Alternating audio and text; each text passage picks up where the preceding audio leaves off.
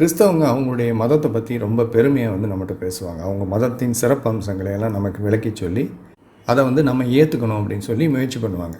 ஆனால் அவங்க அப்படி பேசும்போது அதில் பலவிதமான முரண்பாடுகள், தவறுகள் இருக்கும். அதை நம்ம சுட்டி காட்டணும் அப்படின்னா அவங்களுக்கு பதில் சொல்ல முடியாது. அப்போ அதை சமாளிக்கிறதுக்காக இன்னும் வேறு ஏதாவது முரண்பாடாக பேசுவாங்க. இந்த மாதிரி என்கிட்ட கிறிஸ்தவர்கள் தனிப்பட்ட முறையில் பேசுனது, கிறிஸ்தவ போதகர்கள் என்னோட விவாதம் பண்ணது, அப்போ அவங்க எப்படியெல்லாம் முரண்பாடாக பேசுனாங்க அப்படிங்கிறதெல்லாம் பற்றி ஒரு வீடியோவில் நான் பேசியிருந்தேன். அவங்க ஏன் இப்படி பேசுகிறாங்க அப்படிங்கிறதுக்கான காரணத்தையும் அதில் சொல்லியிருந்தேன். இப்போ அந்த வீடியோவை பார்த்துட்டு ஒரு கிறிஸ்தவர் ஒரு கமெண்ட் ஒன்று பதிவு பண்ணியிருக்கார் நம்முடைய சேனலில். அது என்னன்னு பாருங்கள். அவர் சொல்கிறார், முத்துக்களை பன்றிகளின் முன் போடாதீர்கள், இப்படித்தான் செய்யும். முத்துக்களை பன்றிகளின் முன் போடாதீர்கள், இப்படித்தான் செய்யும். இங்கே இவர் என்ன பன்றின்றார், நான் ஒரு பன்னின்னு சொல்லி சொல்கிறார். யார்கிட்ட சொல்கிறாருன்னா மற்ற கிறிஸ்தவங்கக்கிட்ட. எதுக்கு சொல்கிறாருன்னா, அவங்க கிறிஸ்தவத்தினுடைய மகிமையை பற்றி, சிறப்பை பற்றி என்கிட்ட பேசுகிறாங்கல்ல, அப்போ அதில் இருக்கக்கூடிய தவறுகளை நான் சுட்டி காட்டுறேன்.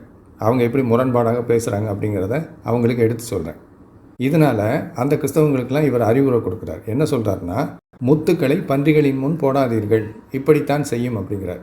அதாவது கிறிஸ்தவத்தில் உள்ள சிறப்பம்சங்களெல்லாம் பற்றி இந்த மாதிரி ஆட்கள்கிட்ட பேசுனீங்கன்னா அவங்க இப்படி தான் பதில் கொடுப்பாங்க. உங்களுக்கு அதில் தப்பு இருக்குன்னு சொல்லுவாங்க, அதில் இருக்க முரண்பாடுகள் எல்லாம் சுட்டி காட்டுவாங்க. அதனால் இந்த மாதிரி பன்றிகள்கிட்ட போய் இதெல்லாம் சொல்லாதீங்கன்றார்.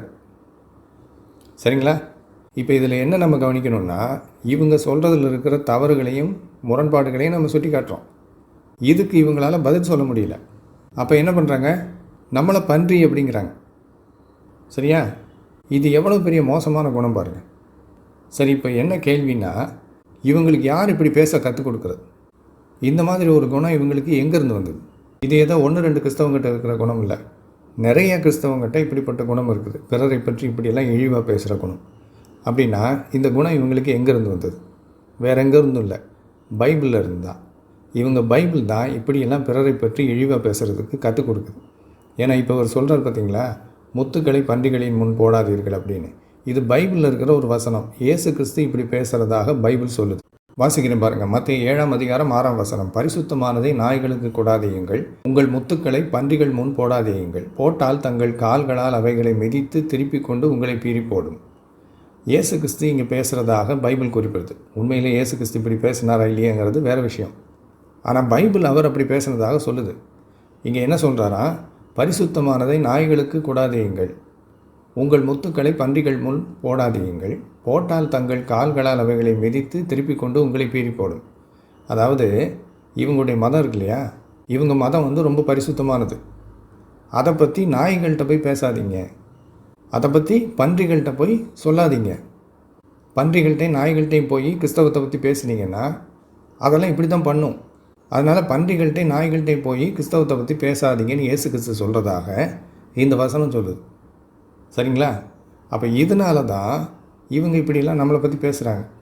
அப்போ இவங்க பைபிளில் இருந்து தான் கற்றுக்கிட்டு வராங்க இப்படிப்பட்ட வார்த்தைகளை எல்லாம்.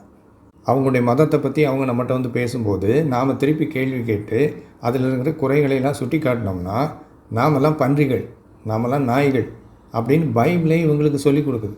சரியா?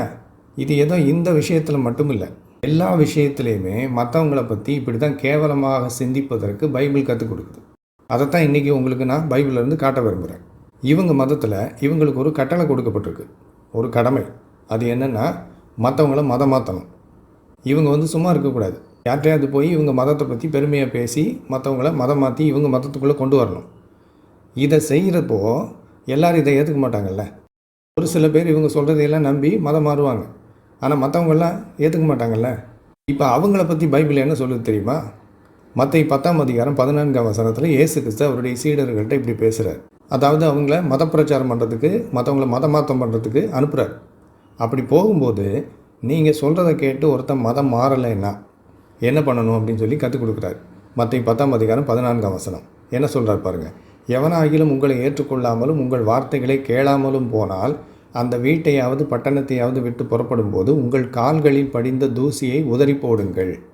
அதாவது நீங்கள் சொல்கிறத யாரும் ஏற்றுக்கலைன்னா அந்த வீட்டை விட்டு புறப்படும் போது உங்கள் காலில் இருக்கிற தூசியை அங்கேயே தட்டிட்டு வந்துருங்கிறார். இதுக்கு என்ன அர்த்தம் தெரியுமா? கிறிஸ்தவத்தை ஒருத்தன் ஏற்றுக்க மாட்டேங்கிறான்னா அவனுக்கும் உனக்கும் எந்த விதமான சம்மந்தமும் இருக்கக்கூடாது. அவன் வீட்டு தூசி கூட உன் காலில் ஒட்டி இருக்கக்கூடாது. அந்த அளவு அவனை புறக்கணிச்சிட்டு வாங்குறார். இந்த போதனை கிறிஸ்தவங்களுக்கு எப்படிப்பட்ட ஒரு மனப்பான்மை ஏற்படுத்துன்னு யோசிச்சு பாருங்க. அவங்க சொல்கிற சுவிசேஷத்தை ஒருத்தன் ஏற்றுக்கலைன்னா அவன் வீட்டு தூசி கூட உன் காலில் படக்கூடாது, ஒட்டியிருக்கக்கூடாது. அதை தட்டிட்டு வந்துடு. அவன் கீழ் ஜாதி, நீ மேல் ஜாதி.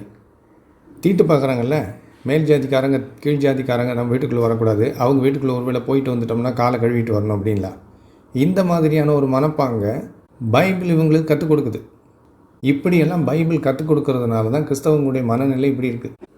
இப்போ நான் எல்லா கிறிஸ்தவர்களும் இப்படி இருப்பாங்கன்னு சொல்லலை. கிறிஸ்தவர்களிலே மிகவும் பண்புள்ளவர்களும் இருக்கிறாங்க. ஆனால் அவர்கள் பைபிளை பின்பற்றாதவர்கள். அதைத்தான் நம்ம கவனிக்கணும்.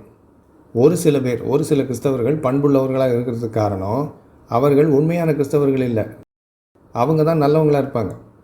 உண்மையாக பைபிளை பின்பற்றுகின்றவர்கள் எல்லாருக்குமே இப்படிப்பட்ட குணம் இருக்கும், பிறரை பற்றி இழிவாக பேசுகிற குணம். சரியா? இப்போ இதோடு நிற்கலை. கிறிஸ்தவத்தை பற்றி அடுத்தவங்ககிட்ட நீங்கள் போய் சொல்லுங்கள், அவங்க ஏற்றுக்கலைன்னா கால் தூசியை உதறிட்டு வாங்கன்றதோடு நிறுத்தலை. இன்னும் பைபிள் என்ன சொல்லுது தெரியுமா? 2 கொரிந்தியர் 4ஆம் அதிகாரம் 4ஆம் வசனத்தில் பவுல் அப்படிங்கிறவர் இப்படி எழுதியிருக்கார். இயேசு கிறிஸ்துவனுடைய அப்போஸ்தலனாகிய பவுல் என்ன சொல்கிறார் பாருங்கள். தேவனுடைய சாயலாக இருக்கிற கிறிஸ்துவின் மகிமையான சுவிசேஷத்தின் ஒளி அவிசுவாசிகளாகி அவர்களுக்கு பிரகாசமாக இராதபடிக்கு இப்பிரபஞ்சத்தின் தேவன் அவர்களுடைய மனதை குருடாக்கினான். அதாவது நீங்கள் போய் இயேசு கிறிஸ்துவை பற்றி யார்கிட்டையும் சொல்கிறீங்க, அவங்க அதை ஏற்றுக்கலைன்னா, ஏன் அவங்க ஏற்றுக்க மாட்டேங்கிறாங்கன்னா சாத்தான் அவங்களுடைய மனசை குருடாக்கி வச்சுருக்கிறான் அப்படின்னு சொல்லி இங்கே இவர் சொல்கிறார் பைபிளில். அப்போ யோசிச்சு பாருங்கள், இயேசு கிறிஸ்துவை ஏற்றுக்காமல் இந்த உலகத்தில் வாழ்கிற எல்லாரையும் பைபிள் யாருன்னு சொல்லுது? அவங்களாம் சாத்தானுடைய அடிமைகள்னு சொல்லுது. சாத்தான் அவங்களுடைய மனசையெல்லாம் குருடாக்கி வச்சுருக்கான். அதனால தான் நீங்கள் இயேசுவை பற்றி அவங்ககிட்ட சொல்லி மதம் மாற்றம் பண்ண முயற்சி பண்ணும்போது அவங்க மதம் மாற மாட்டேங்கிறாங்க அப்படின்னு பைபிள் சொல்லுது. அப்போ பைபிளே இவங்களுக்கு இப்படிலாம் கற்றுக் கொடுக்குது.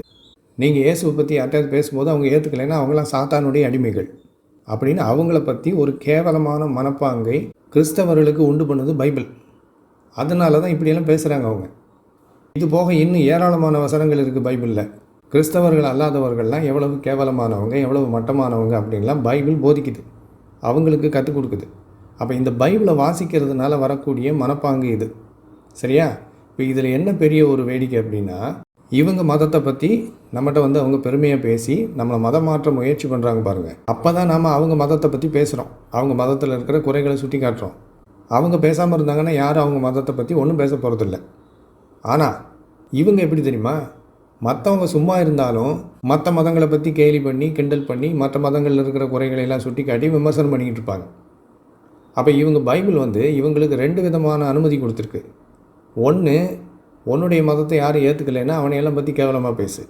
இன்னொன்று, அவன் சும்மா இருந்தாலும் சரி, அவன் என்ன நம்பிக்கையோடு இருக்கிறானோ அதை பற்றி மட்டமாக பேசு, அவனை கிண்டல் பண்ணு, கேலி பண்ணு, கேவலப்படுத்து. அப்போ இது எவ்வளோ பெரிய மாயத்தனம் பாருங்கள். அடுத்த மதத்தை பற்றி நீ எவ்வளோ வேணாலும் மட்டமாக பேசு, உனக்கு உரிமை இருக்குது. ஆனால் அடுத்தவன் யாரும் கிறிஸ்தவத்தை பற்றி எதுவும் பேசிடக்கூடாது. அப்படி பேசினான்னா அவனை பண்ணின்னு சொல்லு.